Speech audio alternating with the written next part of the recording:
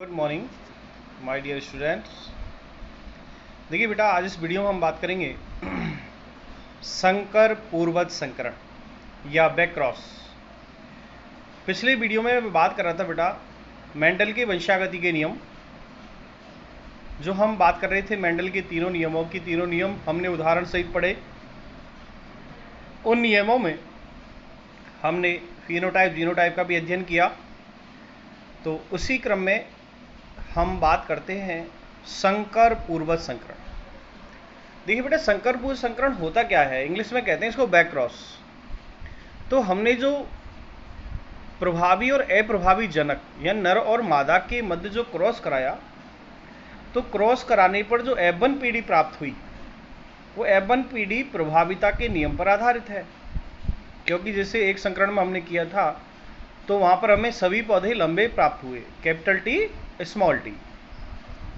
अब यदि संकर पूर्वज संकरण में इस F1 पीढ़ी के जो जनक हैं, इनका क्रॉस किसी भी जनक से करा दिया जाए, चाहे वो प्रभावी जनक हो या अप्रभावी जनक हो, तो उससे प्राप्त संतति को कहेंगे हम संकर पूर्वज संकरण या बैक क्रॉस जनरेशन।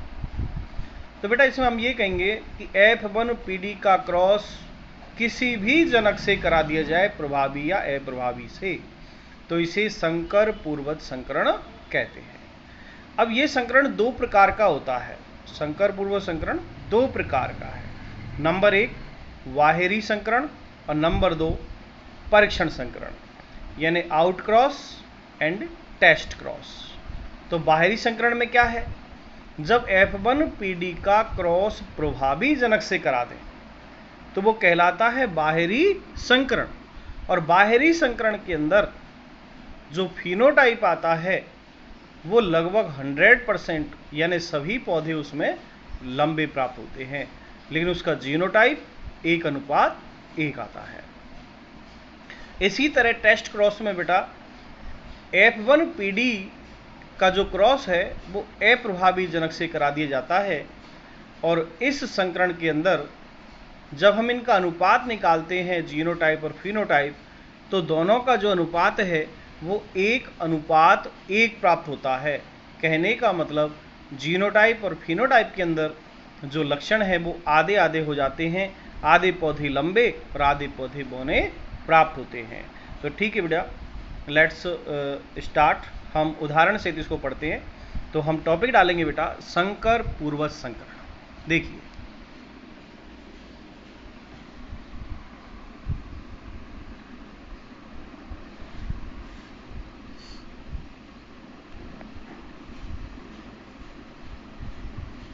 संकर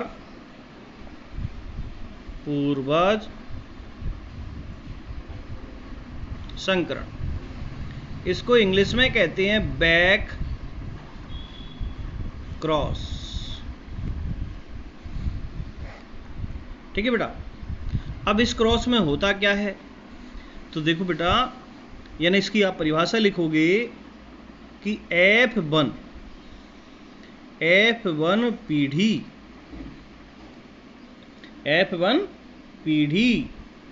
के, अब F1 पीढ़ी क्या होती है, capital T small T.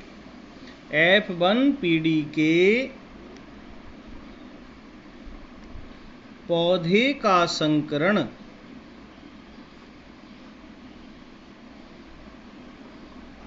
F1 पीढ़ी के पौधे का संकरण दोनों जनकों, अब दोनों जनक कौन, वो प्रभावी हो चाहे अप्रभावी हो, दोनों जनकों में से किसी एक जनक के साथ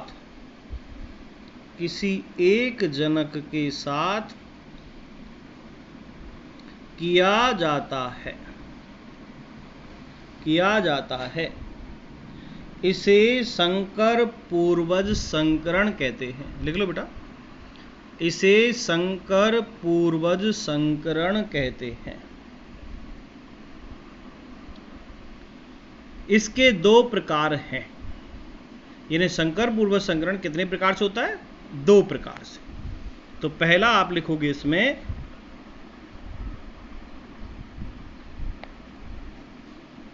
वाह संकरण, इसको इंग्लिश में कहते हैं आउट क्रॉस। सीधी सी बात है, पहला बाहरी संकरण है आउट क्रॉस और दूसरा है परीक्षण संकरण।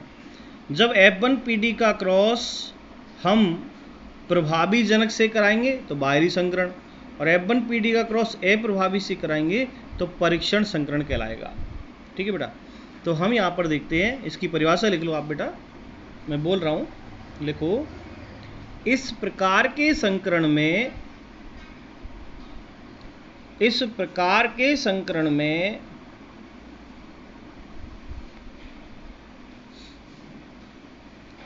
F1PD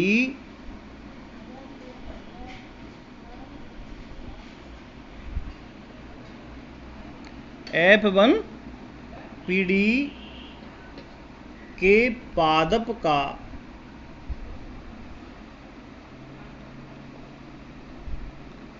F1PD के पादप का संकरण अपने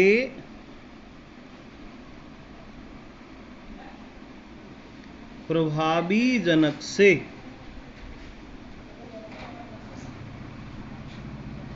करवाया जाता है। प्रभावी जनक से करवाया जाता है, तो देखिए करवाया जाता है, इसे बाहरी संकरण कहते हैं। इसे बाहरी संकरण कहते हैं।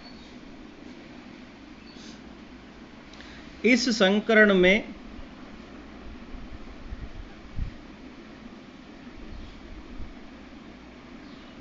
सभी पौधे लंबे प्राप्त होते हैं।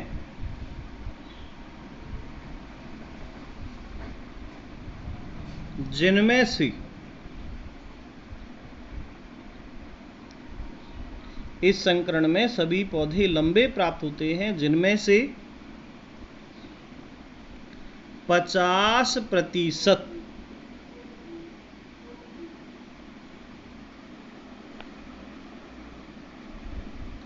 समयुग्मजी तथा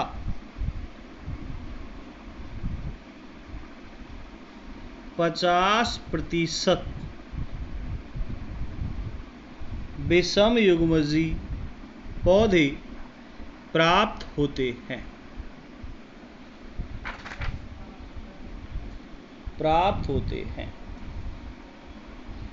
जैसे उदाहरण देखिएगा बेटा, हमने कहा इस संकरण में कि F1PD का क्रॉस कराना है अप्रभावी जनक से, तो यहां हम लेंगे F1PD और इधर लेंगे प्रभावी जनक। तो F1PD में बेटा आपने पढ़ा है कैपिटल T स्मॉल t आते हैं, यानी विषम युग्मकी पौधे प्राप्त होते हैं। यहां पर विषम युग्मजी, और प्रभावी जनक में कैपिटल T यानी समयुग्मजी। ठीक है बेटा, अब इनमें हमें क्रॉस कराना है। तो जैसे आपने कल क्रॉस किया था उसी तरह हम आज करेंगे। सबसे पहले आपको अड़सूत्री विभाजन करना पड़ेगा। ठीक है, तो यहाँ पर एक कैपिटल है, दूसरा स्मॉल, यहाँ पर दोनों ही कैपिटल है। तो ये तो जनक है, ये F1PD का जनक, ये अप्रभावी जनक। अब इनके हम युग्मक निकाल लें, तो ये कैपिटल, ये स्मॉल, इसके भी 2 भाग कर दें, ये कैपिटल, ये कैपिटल, इनको हम क्या कहेंगे? युग्मक। ठीक है बेटा, अब हम बनाते हैं इसका चेकर बोर्ड इस तरह।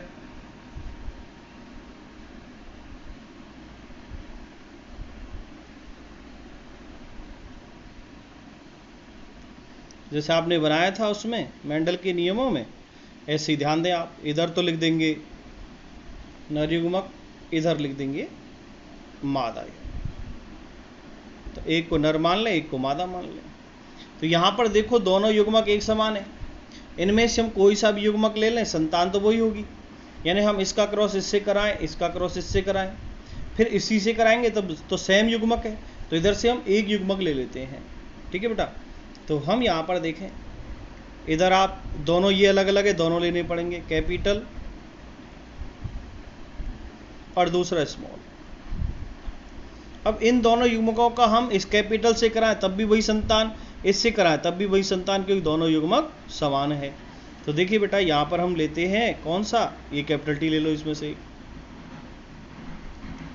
ठीक है। आप क्रॉस कराते हैं, तो जब इसका क्रॉस आपने इससे कराया तो दोनों टी कैसे हैं, कैपिटल। तो यहाँ पौधा लंबा है, कैसा पौधा है, लंबा, और वो भी समयुग्मकी, ठीक है। इसका इससे करवाइए अब, तो ये कैपिटल और स्मॉल। अब देखें हम, यदि हम इस कैपिटल का करवाएंगे तब भी हमें सेम कंडीशन प्राप्त होगी, करना चाहे तो ठीक, नहीं इतना ही काफ़ी है। आप इससे भी कराओगे तब भी कंडीशन यही आएगी, यही कंडीशन है सेम। तो हम यहाँ कहें एक से ही करा लो, वही बात है, ठीक है। तो यहाँ हम क्या कहेंगे अब, यदि हम इसका फिनोटाइप निकालें, फिनोटाइप मतलब लक्षण प्रारूप, तो क्या आएगा। यदि हम देखें पूरे इसमें तो ये भी लंबा, ये भी लंबा, ये भी लंबा, ये भी लंबा, क्योंकि लक्षण प्रारूप में शुद्ध शुद्ध की बात नहीं करते हैं। तो यहाँ तो प्रभावी लक्षण के अनुसार देखिए, सबका पहला अक्षर कैपिटल टी है, तो हम कहेंगे सभी पौधे लंबे, सभी पौधे लंबे। तो अनुपात क्या आया इसका, 100% लंबे पादप। आप देखो जीनोटाइप, जीनोटाइप या जीन प्रारूप, देखो आप लंबे कितने हैं, लंबे मतलब शुद्ध लंबे, समयुग्मकी लंबे, ठीक है। तो हम यहाँ पर देखें कैपिटल टी समयुग्मजी है, और दूसरा है स्मॉल टी ये भी समयुग्मजी है। तो हम क्या कहेंगे यहाँ पर, 50% लंबे और 50% अशुद्ध लंबे, ठीक है। ये शुद्ध लंबे और ये अशुद्ध लंबे हैं। तो यहाँ हम देखें तो अनुपात क्या आएगा जीनोटाइप इसका, 1:1। क्या आया, 1:1। कहने का मतलब 50% समयुग्मकी अनुपात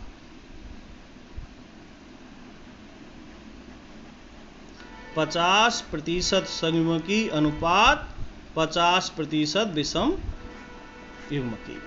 तो यहाँ पर फिनोटाइप आता है 100% और जीनोटाइप आता है 1:1, ठीक है। 1:1 के हिसाब से इसमें नई संतान होती है, यानी एक शुद्ध लंबा और दूसरा अशुद्ध लंबा, ठीक है बेटा। तो इसी क्वेश्चन की तरह दूसरा इसका जो प्रकार आता है वो है परीक्षण संकरण। लेकिन आप इसको एक बार देख लें, ये संकर पूर्वज संकरण की परिभाषा है, ये बाहरी संकरण इसका पहला प्रकार है, ठीक है।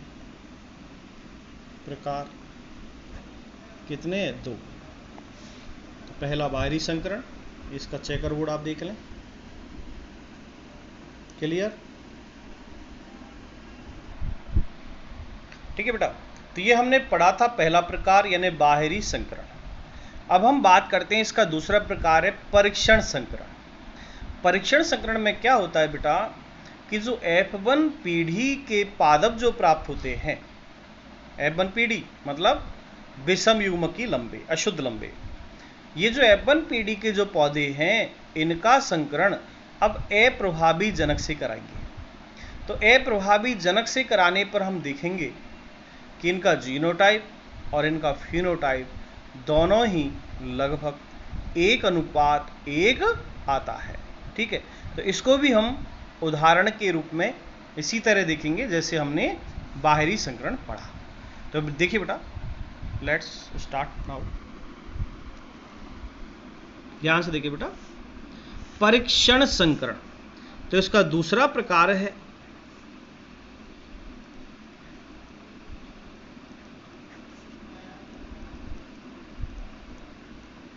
परीक्षण संकरण।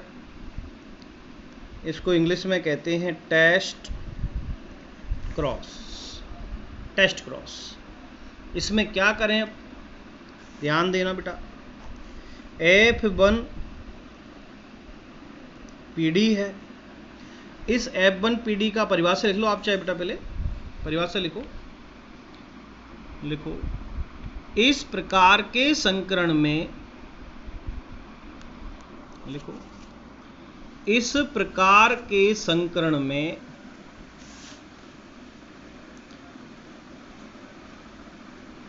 F1 PD के पादप F1 PD के पादप का संकरण, F1 PD के पादप का संकरण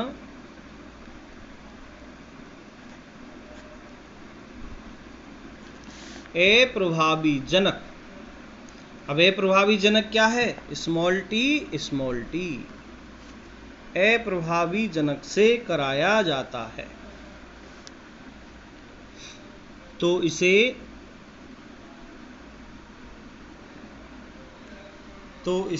परीक्षण संकरण कहते हैं। इस संकरण में प्राप्त संतानों का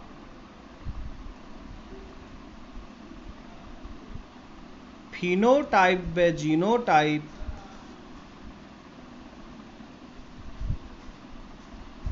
एक अनुपात एक प्राप्त होता है।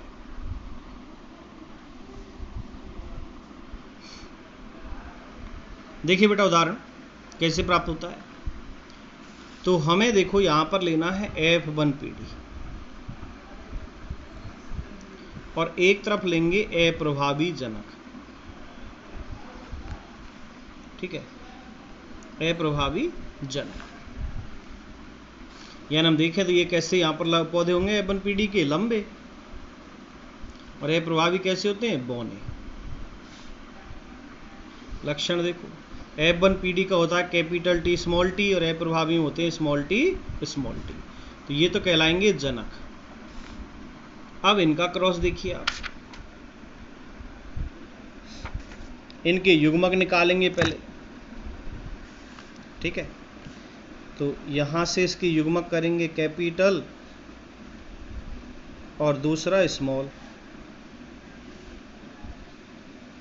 कैपिटल और स्मॉल। इसी तरह इसके निकालेंगे स्मॉल स्मॉल। ये क्या आ गए? दोनों के युग्मक।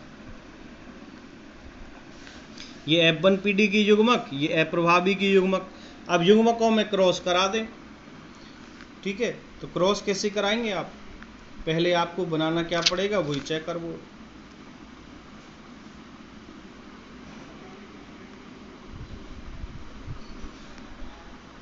सेम उसी की तरह,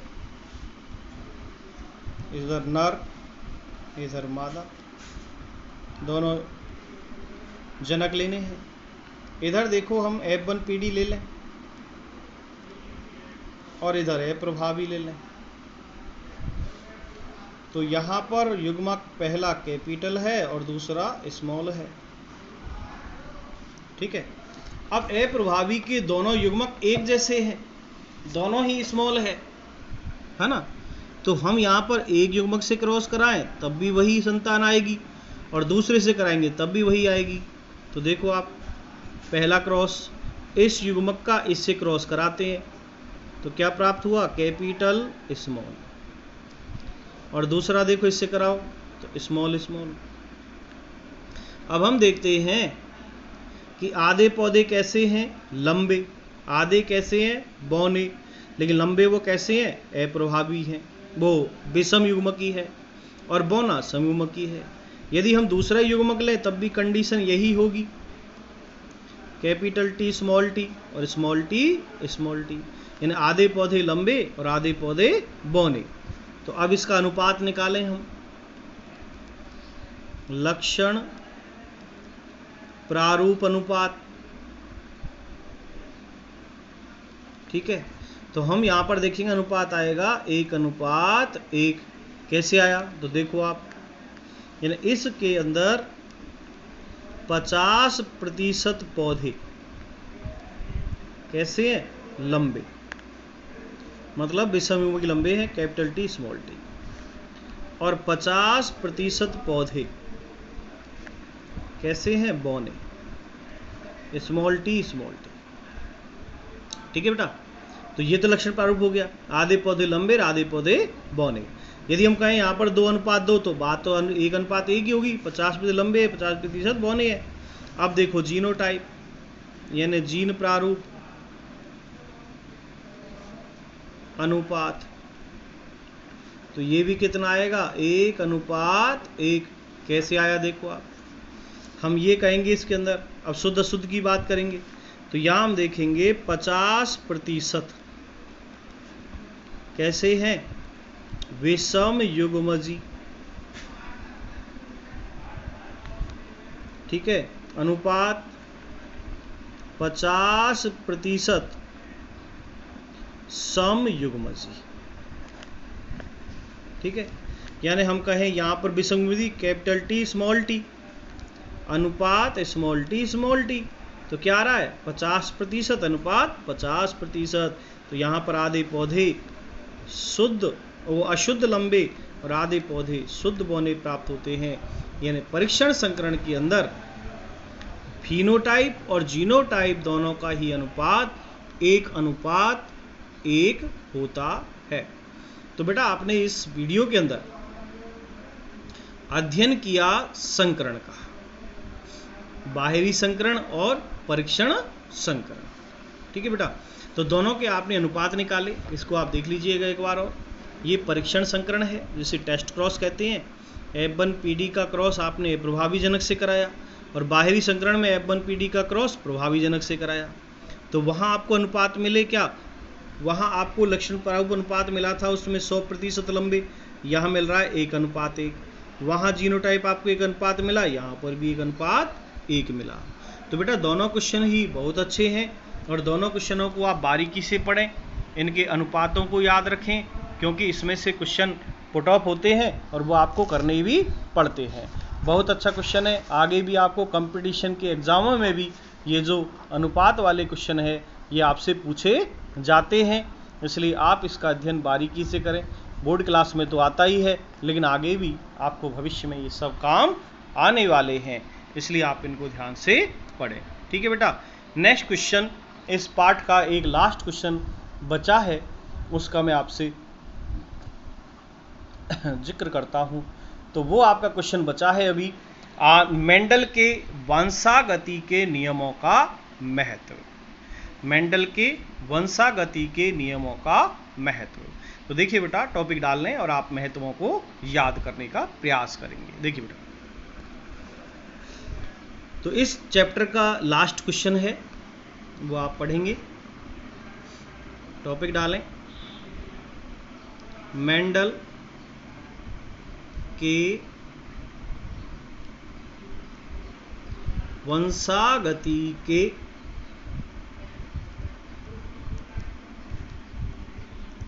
नियमों का महत्व।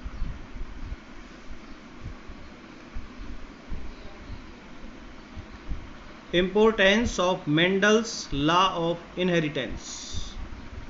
Importance of Mendel law of inheritance. तो देखिए बेटा महत्व, यदि हम मेंडल के नियमों की बात करें तो देखिए, मेंडल ने जो आनुवंशिकता के प्रयोग किए, मटर के पौधे के ऊपर मानिए या सजीवों के ऊपर मानिए, तो इसके कई कारण थे। मेंडल वंशागति को समझाना चाहता था आनुवंशिकता के प्रयोग के द्वारा, कि एक पीढ़ी के लक्षण दूसरी पीढ़ी में किस प्रकार आते हैं, ठीक है। तो इसको समझाने के लिए मेंडल ने अपने पादप संकरण के प्रयोग किए। तो आप इसमें पहला महत्व लिखेंगे, मैं आपको बोल रहा हूं, आप इसमें लिखेंगे। पहला महत्व आप लिखोगे, नंबर 1 लिखो, सजीवों में। पहला महत्व लिखें, सजीवों में इन नियमों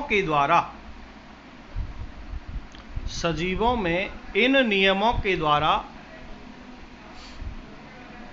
हानिकारक या घातक जीन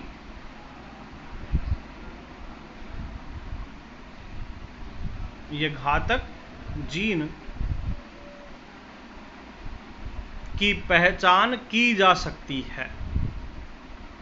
हानिकारक या घातक जीन की पहचान की जा सकती है। दूसरा मैथ लिखो। दूसरा मैथ, मेंडल के नियमों से संकर संतति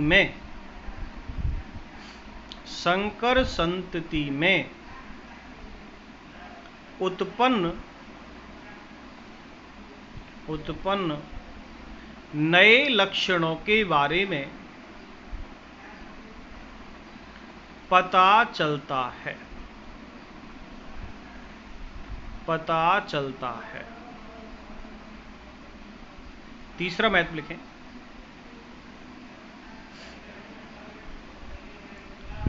संकरण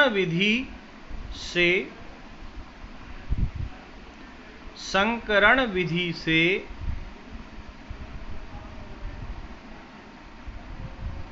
अनुपयोगी लक्षणों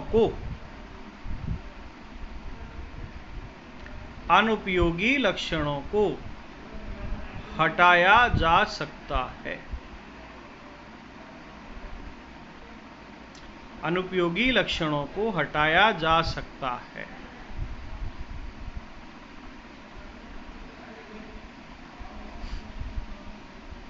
तथा उपयोगी लक्षणों को एक साथ एक ही जाति में लाया जा सकता है।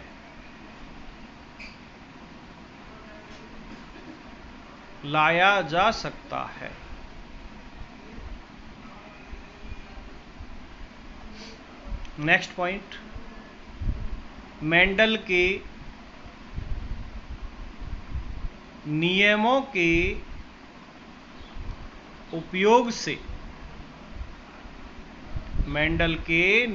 के उपयोग से रोग प्रतिरोधक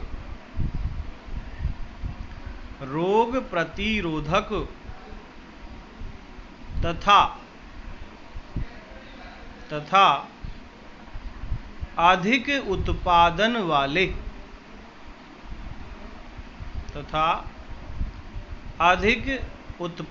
वाले फसली पौधों में या फसली पौधों की किस्में मतलब नई जातियां, किस्में विकसित की जा सकती है। यानी जो मेंडल के नियम है, इन नियमों का उपयोग करके एक तो रोग प्रतिरोधक जो फसलें हैं वो प्राप्त कर सकते हैं, और जो अधिक उत्पादन वाली जो फसलें हैं उनकी किस्मों का विकास भी किया जा सकता है। यानी जैसे हम देखें कि मानव की जो जनसंख्या है वो लगातार बढ़ रही है, और इस जनसंख्या की खाद्यान्न आपूर्ति करने के लिए यानी हमें उत्पादन बढ़ाना पड़ेगा। तो इसमें इस नियम का सहयोग से भी ऐसा किया जा सकता है। पहली बात, रोग प्रतिरोधक क्षमता बढ़ जाएगी तो रोग नहीं लगेगा, और रोग नहीं लगेगा तब भी उत्पादन बढ़ता है। इसके अलावा जो नई किस्में विकसित की जा सकती है, यानी जिनमें जैसे कुछ विटामिन्स प्रचुर हो, प्रोटीन्स प्रचुर हो, इस प्रकार की जो फसलें वो प्राप्त की जा सकती है। तो लास्ट महत्व वो लिख लें आप बेटा। लास्ट महत्व लिखिएगा, मानव जाति के सुधार संबंधी मानव जाति के सुधार संबंधी विज्ञान की शाखा, एक पढ़ाई थी मैंने आपको विज्ञान की शाखा, विज्ञान की शाखा सुजननिकी, सुजननिकी इसको इंग्लिश में कहते हैं यूगेनिक्स। मैं इसकी परिभाषा आपको लिखा चुका हूं। सुजननिकी मेंडलीय या मेंडल के नियमों पर आधारित है। मानव जाति के सुधार संबंधी विज्ञान की शाखा सुजननिकी मेंडल के नियमों पर आधारित है। ठीक है बेटा, तो आपने इस वीडियो के अंदर संकर पूर्वज संकरण के प्रकार, वाहिरी संकरण, परीक्षण संकरण को पढ़ा, उनके उदाहरण पढ़े, और आपने इसी वीडियो में आपने मेंडल के वंशागति के नियमों का महत्व पढ़ा।